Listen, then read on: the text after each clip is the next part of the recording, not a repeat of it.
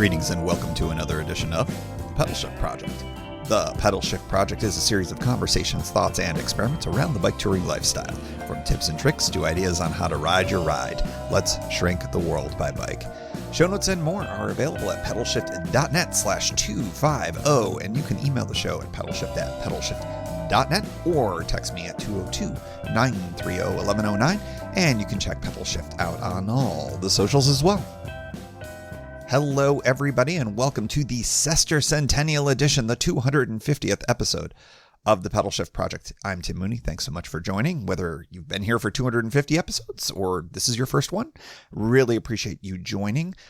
This is a show all about bicycle touring and bicycle travel and all of that kind of stuff. And this episode kind of just happenstance that it worked out this way. I've got a summer 2021 tour reveal for you. And this one is called the Green Goblin Oregon Coast Retirement Tour. Now, before you freak out, I am not retiring from bicycle touring, but I think the Green Goblin may be. Little bit of backstory. For those of you who do not know the Green Goblin, that is and has been my bike that has was purchased in and has lived in Portland, Oregon for the better part of the last, 6, 7, 8 years, perhaps. Probably 8 years. I should actually figure that out as part of this whole retirement tour thing. It is a vintage precursor to the Novara Safari. I believe it's the Novara Vitesse or the Safari Vitesse. It's a little unclear. It is a bike that was originally manufactured in the 1990s. It is, I believe, an aluminum frame, not a steel frame.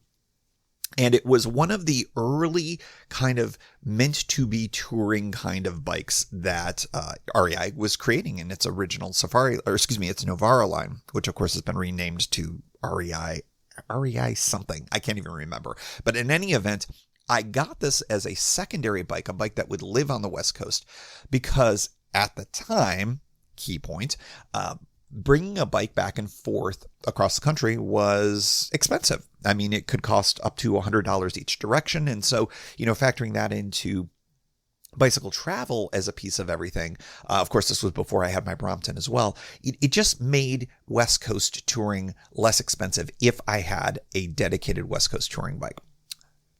Through the years, this bike has served me really, really, really, really, really well. I kind of love this bike. It is too small for me. The frame is absolutely too small for me. It has a weird shifting system. It's a reverse sprung system that I am not enough of a mechanic to understand. But when I talk to people like friend of the show, Aaron Flores from the Sprocket podcast and others who are a little more, handy with a wrench, or at least understand such things, they're intrigued by such things. It's a pain in the ass, frankly. It often is very finicky in the middle of a tour, and I don't understand it well enough to be able to fix it on the fly very well. So I find that I'm constantly bringing it into a shop and whatnot and getting it tweaked. And, I do think that there is a time when some bikes are ready to be retired. And I think that it's time for this as well for the Green Goblin. It's really a fun bike. And although I don't think that its riding days are completely over, I think that I'm going to be bringing it back to the East Coast and maybe doing something fun with it where it gets, ridden occasionally, but it's not being used for major tours after this one anymore. So I'm not really sure what the ultimate disposition of this bike is going to be. I mean, am I going to hang it on a wall at the cabin? I don't know. Maybe. I doubt it. I have no idea yet, but I do think that it's going to have some kind of place of honor when all is said and done, because some of my favorite trips have been on that bike.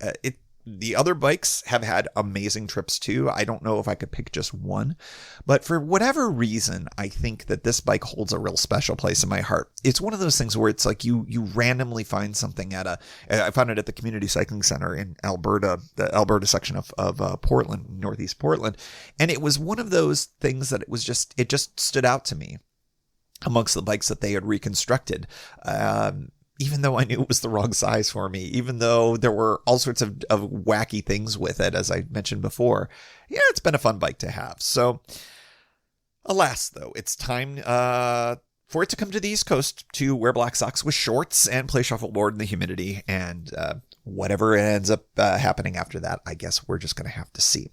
But one of the big reasons why I think it's also going to be coming back is because it is not the best bike necessarily for me for touring in all conditions. I have I have two other bikes, as I've talked about on the show.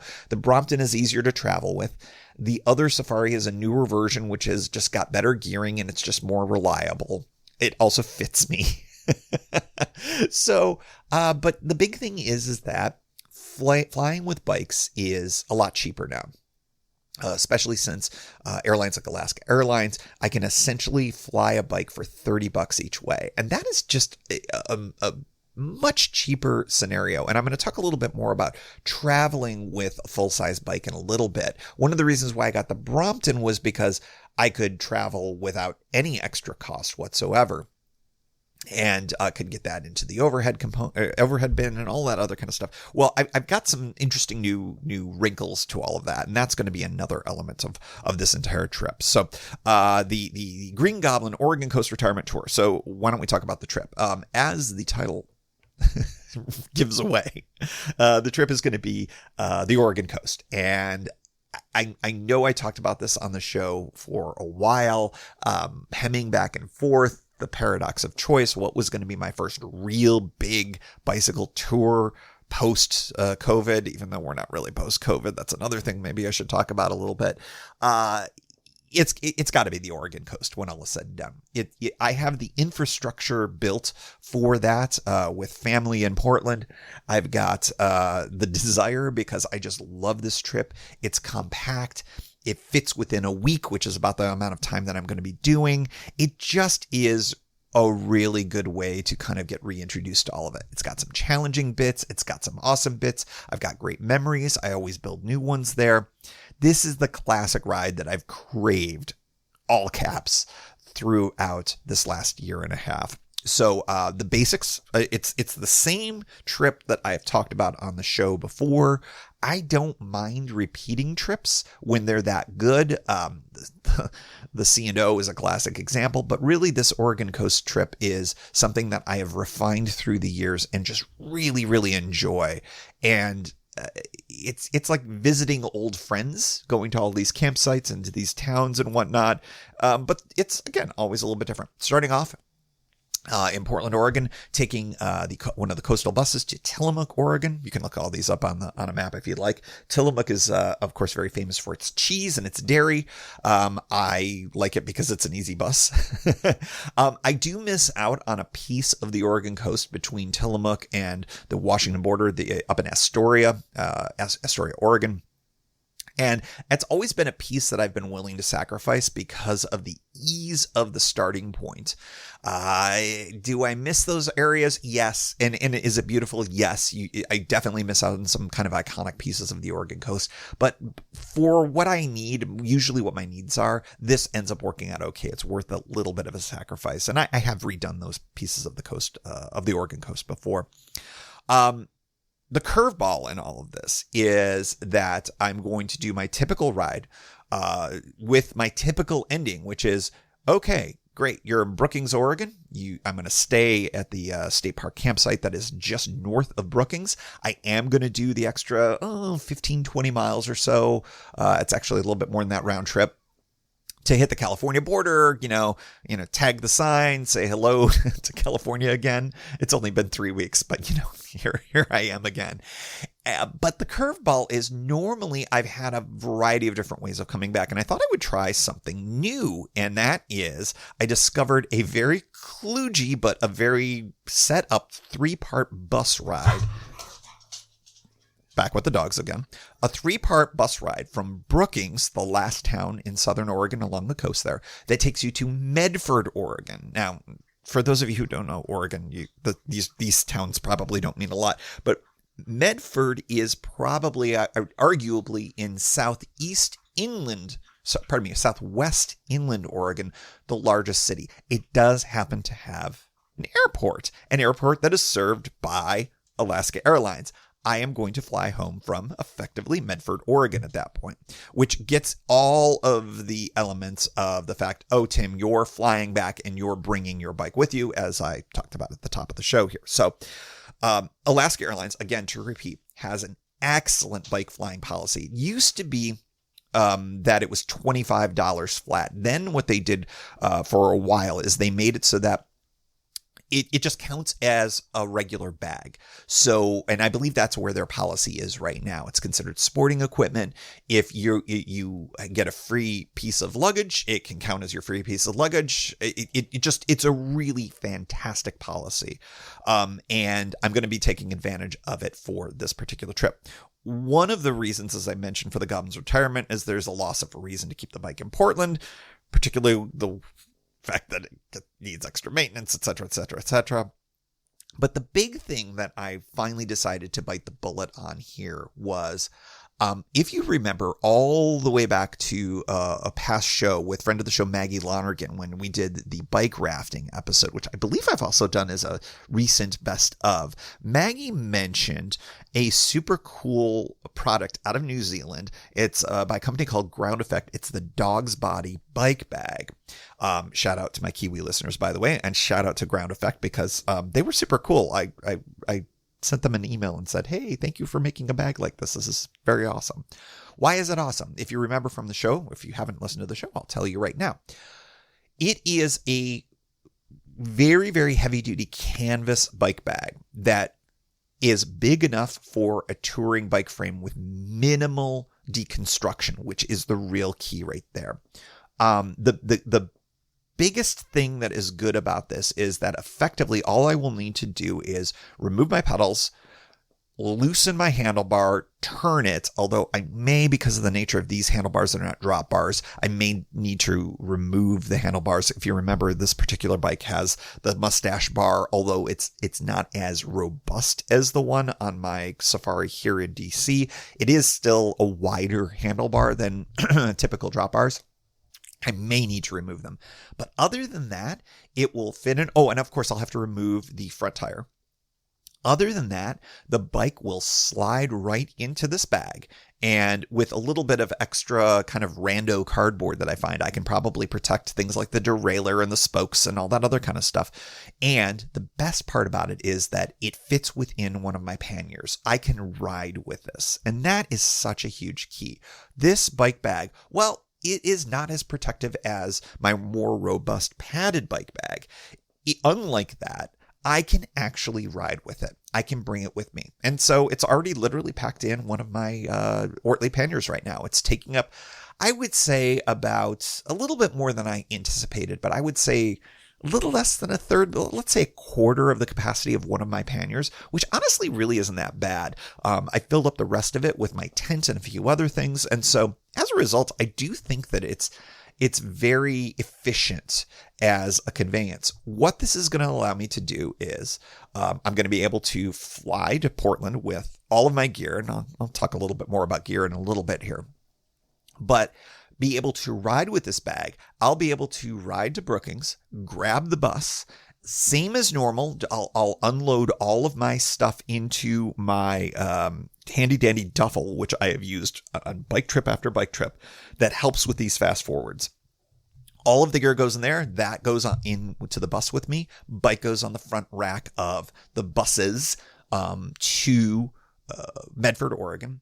I will literally get off at the bus station in Medford. I will ride. It's 2 miles or less. I think it's 1.5 miles to the airport.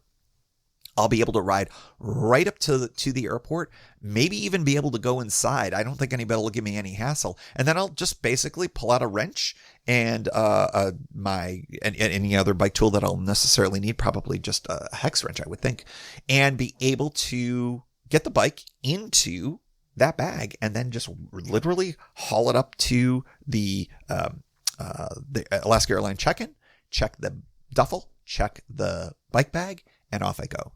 And that's going to be really amazing. I happen to have an Alaska Airlines credit card, so I get one free bag. So that'll be either the bike or the duffel, and the other one will cost me $30, and that will get me up to Seattle, which is pretty great. Now, the interesting thing is that I've got two separate reservations, and this is actually, it's just occurring to me right now. It is a separate flight, and so unfortunately, I'm probably going to have to pay the bike bag fee again the next day because I am doing an overnight in Seattle. But I might just ask Alaska Airlines. Maybe I'll call. If you've been doing any kind of travel related things lately in the US, you know that there are long waits for phone call returns. So my best guess is that I'm going to have to pay $60 for this, effectively for this flight back. But in any event, that is really a small price to pay for all of that. Bike bag was probably about 150 US, so obviously something that's a little more expensive. But now, as I am starting to see the utility of flying with my bike to different places, the full-size bike, what this does is it now opens things up for touring in a much more interesting way. I still think I'm going to be using the Brompton a lot for certain types of bike trips. Should I be going back to Florida this winter to do another cross Florida ride, I think that's a Brompton kind of ride. There's no need for the full-size bike, although I certainly could. But if I'm flying out west, I think it's more likely that I would be using this ground effects bag for the for a full-size bike tour. So I think it's just really, really interesting. This is a great test for all of this. It's going to be a lot easier than scrounging up a bike box. I stress out about that. Folks like Mysterious James, MJ will just be like, whatever town he's in, he manages to scrounge up a bike box, and it's always the last bike box. It's always, I hope the garbage didn't come yet, and he still manages to get one. He always does. That would stress me out in a major way. So that's why I'm super excited about the dog's body bag from Ground Effect. Testing it up, see how it goes. I'm sure it will work out well. I also love that they are really upfront about things. They're sort of like, hey, this isn't like a super robust bike bag, so just understand that there's some trade-offs here for the ability to be able to literally ride up to and then ride away from airports. There are compromises, and I appreciate that they mention that, and I agree, and I think it's pretty awesome. So I got plenty of time in Medford to be able to pull this off. I believe I should be arriving with somewhere between 4 to 5 hours of buffer time, should there be any delays with anything. And I think that gives me plenty of ability to feel confident that this connection will work out. If I need to ride directly from the bus station to the airport in a huff and knowing, oh my gosh, I got to make this flight. It's not a very long ride. I should be just fine. Even with many delays or anything along those lines, I should be fine. I may even have time to stop by any of a number of different breweries in Medford. I'm looking for, well, not many breweries, but I could probably grab some dinner somewhere in Medford. So that's kind of exciting.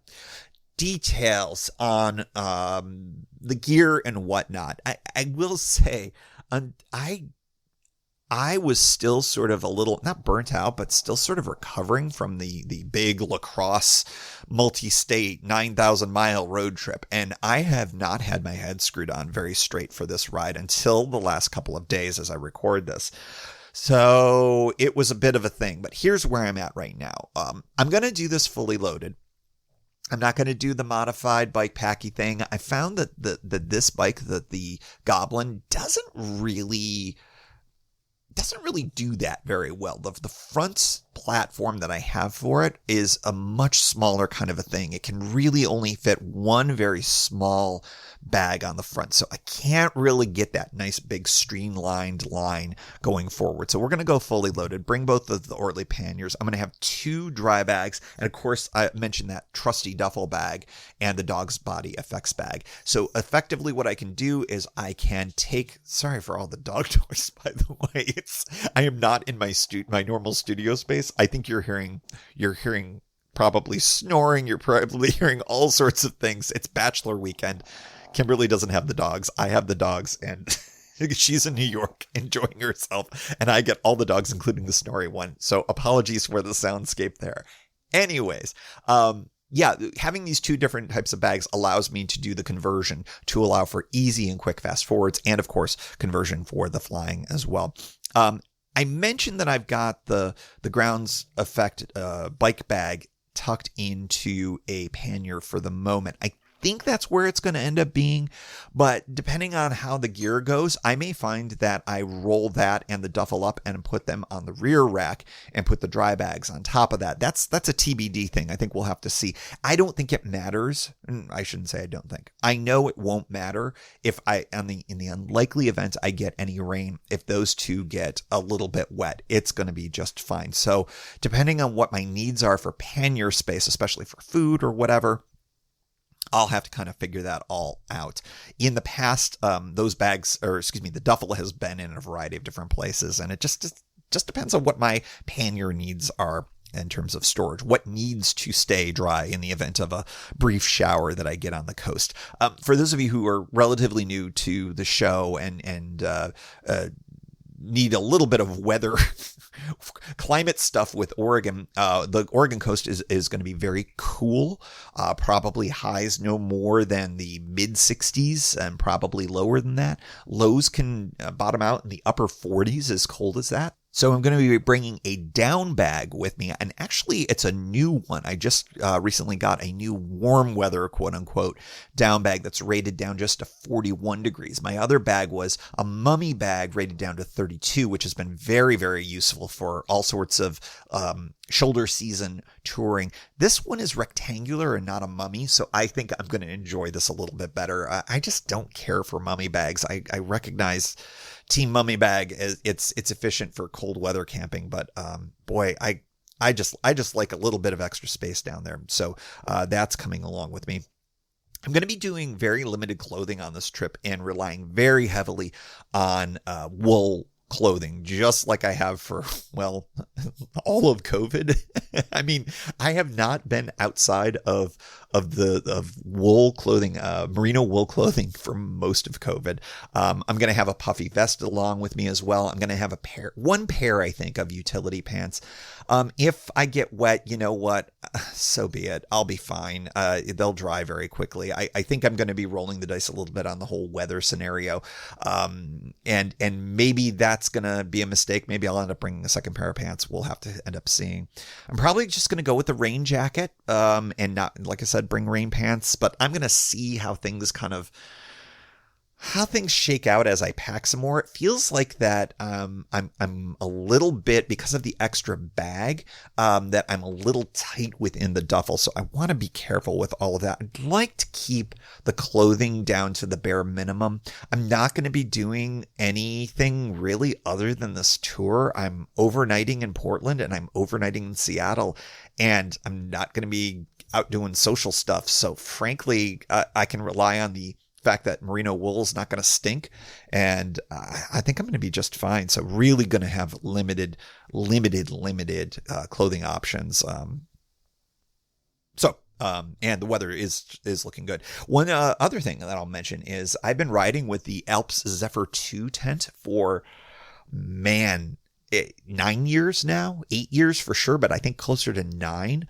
It has finally given up the ghost, at least the zippers have, on the Rainfly. So I went out and bought a Alps Zephyr 2 tent because I think it's just been such a fantastic tent for me. Kind of excited to break it out and use a brand new version of it for this trip. That will be coming along with me as well. These are going to be all Oregon State Park campsites, except for possibly one night. I have talked about Sunset Bay as my least favorite of all of the campsites on my kind of classic Oregon coast route. And it's not because it's a bad site. It's just my least favorite of them. That someone has to come in last place in any kind of ranking of things, but it also it has you go a little bit out of the way on the tour, which is fine, and you get to see the water, and there are some wonderful elements about this campsite. I just did not like the hiker biker setup. It was in a temporary spot. It's really not a great setup for multiple tents. I just didn't love it. So there is a possibility of maybe thinking about doing some wild camping up in the Seven Devils area. There's plenty of opportunity up there based on just my memory. I think, kind of rolling off at dusk into some of the more densely wooded areas is certainly a possibility in that space. So I may consider doing that. It would add I don't even know if it would add any mileage. It would certainly add some effort at the end of the day. Of course, the downside is, I wouldn't get a shower at the end of that day. So a lot will depend on kind of how I'm feeling energy wise, how much of a risk am I willing to take to do a wild camp in a place that I haven't really scouted out except by memory. So yeah, it's just one of the things that I'm thinking of. So yeah, you'll hear more about it because of course I'll be podcasting all about that. Anything new? A few things, but not a lot. I'm more interested to see if the route is getting any use at this point. When I was driving about and when I was in a bunch of different campsites in California and Oregon about 3 weeks ago, boy, it sure seemed like that there weren't a lot of folks out on bikes. I saw a few people, but based on what my expectations were from before times, I thought there was going to be more bicycle touring out there, and I didn't see it. So I'm going to be really curious to see if I'm going to be riding more alone. Am I going to have campsites mostly to myself, or are there going to be just a handful of people like what I experienced over the last couple of weeks, or are people going to be out and about and taking advantage of really the end of not smoke season? And one thing that I do want to mention is that the stagecoach fire in Oregon is certainly the first big burn in the west of the season, although it's certainly happening all throughout Western Canada as well. This is just the one that I know by name because it's the one that has the most potential to impact me. It is far enough to the east that it has had, up to this point, no impact whatsoever on smoke coming to the coast. I mean, prevailing winds, of course, are going to blow all of that mostly to the north and to the east. So I don't expect it to be an issue, but you never know. I think that we know that we're in a massive drought in that part of the state, and there could be bigger and badder fires that are on the way. A week out or so from when I get wheels down, I would say that the likelihood of a big fire sparking and giving new problems for my route, it's unlikely, but it's still in the realm of the possible, but certainly is something to be mindful of. But as I mentioned, this is sort of the beginning of fire season in the West, and I'm sad to say I expect it to be really, really bad this year. And it definitely impacts bicycle touring on a variety of different levels, as I've talked about on the show as well. I am going to be looking forward to hitting a few new breweries. I definitely will be doing Rogues Brewers on the Bay 100% in Newport, Oregon. Really excited for that. I found another really interesting one in Brookings that's vegan, which although I'm not vegan, I certainly lean towards not eating the animals as much. And, it's a reduced part of my diet. So it's like, oh, cool. I don't mind supporting such a thing. I think it's kind of interesting. They got a vegan food truck and everything in Brookings, Oregon. I love it. Mainly this is a nostalgia run. It's probably the last tour and very likely the last West Coast tour for this bike. So I'm kind of like, all right, let's lean into the nostalgia here. And I may flip through some of the pictures of the Goblin in these various places. Am I, anthropomorphizing this bike? Yes, of course I am. But at the same time, it's kind of cool. And I have a lot of good memories, with this bike.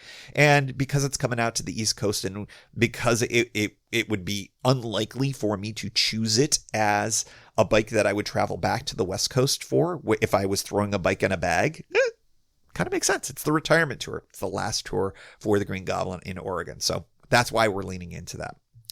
Podcast. Last but not least, I've been yammering away here for nearly a half hour. What is the deal with the show? So I think for Pedal Shift Society folks, you have gotten next to nothing of real value for your great support of the show, other than just knowing that you're supporting the show. But I think I'm going to change that for this tour. I'm going to do some kind of an exclusive dispatch for you. It's at least going to be one good full bonus episode of the show separate from the feed, available only to Pedal Shift Society folks. If you want to get the bonus episode, sign up for Pedal Shift Society by July 24th. That is a very key date. That's the Saturday after this episode drops. So if you're listening to this episode after July 24th and you're not a Pedal Shift Society member, go ahead and do it. I will maybe be able to get you the show down the line, but what I'm hoping to do is to record some raw audio probably that I will make available to Pedal Shift Society folks in advance so that you get it kind of close to real time. If you join the society subsequently and are listening to this and you never got it, shoot me an email at pedalshift@pedalshift.net and I will try to get that to you as soon as I can, because sometimes membership has its privileges, and that's what I'm hoping for Pedal Shift Society with this one. You get a special extra dispatch on the Green Goblin Retirement Tour. For everybody else, the pod will be covering this tour in great detail, basically for the remainder of the summer. Except, so here's what the deal is going to be. If you're listening to the show in real time, you're listening to it sometime in July, you're going to be getting another new episode next week that is going to be all about, may as well preview it now for all of you. We're going to be talking about planning for meals and snacks. I think I've done an episode on this before, but I thought I would do it more specifically about what I am doing for this tour, because I think that my mindset on such things has really changed through the years. And so I thought I would do a whole episode on that. Not a huge episode, but that'll be next week.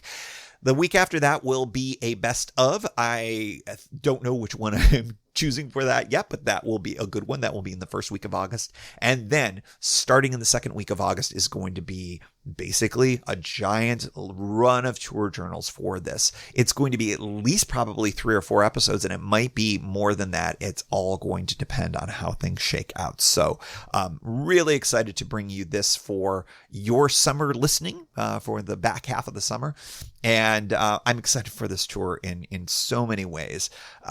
It's been a long time. I think that going out to the West Coast and bicycling just a little bit along the Pacific Coast route really stoked my interest to be back out there again. So I'm just really, really, really relieved, I think, more than anything else, that this is finally going to be happening. And I'm excited to be able to share this with you. So if you have not been able to get out for a bicycle tour, then hopefully listening to me yammer on about bicycle touring on the West Coast of the U.S. will be a helpful replacement for you. One thing that I do want to mention that I mentioned at the top of the show and have not hit yet is COVID.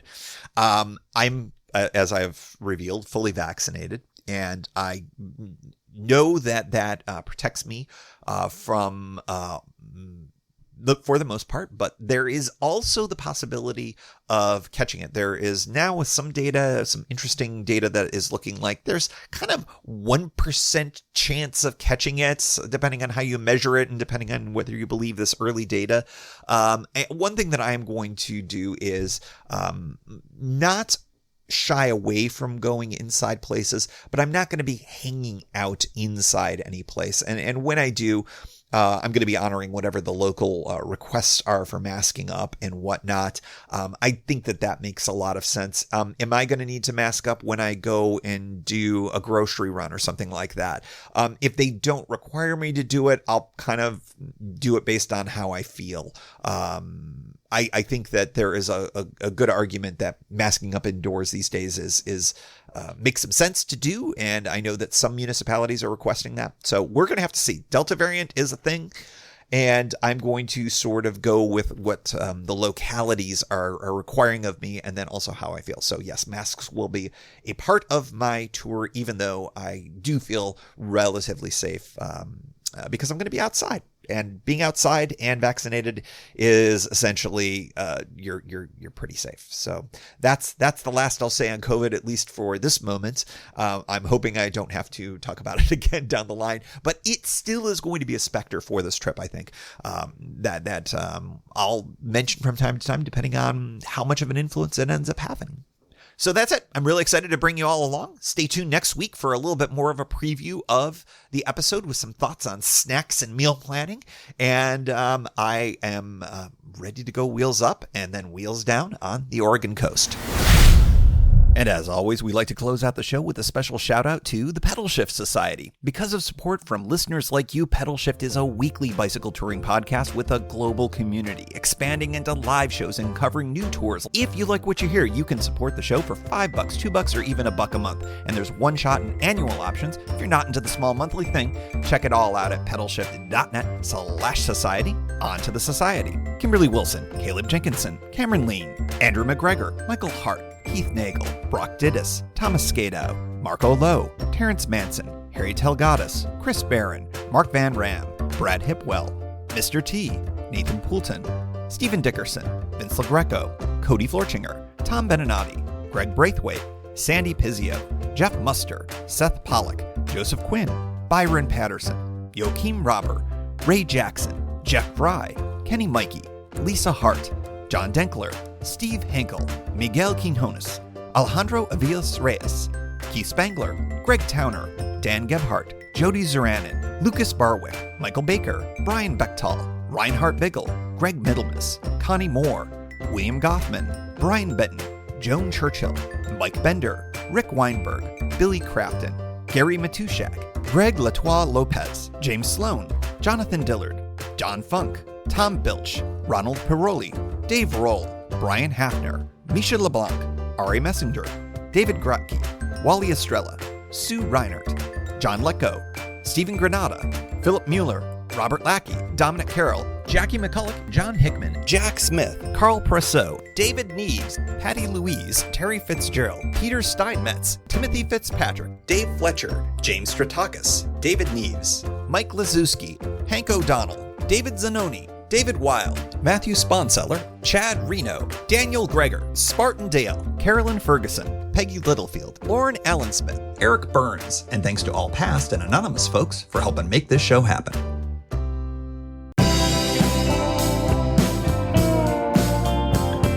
Thank you for joining. You can find Pedal Shift at pedalshift.net for more great bicycle touring content. You can hear the Pedal Shift project through Apple Podcasts or your favorite podcast app. Opening music courtesy of Jason Kent off his self-titled album. The track is called America. Check out his band Sunfield's latest release, Mono Mono, wherever cool music is available.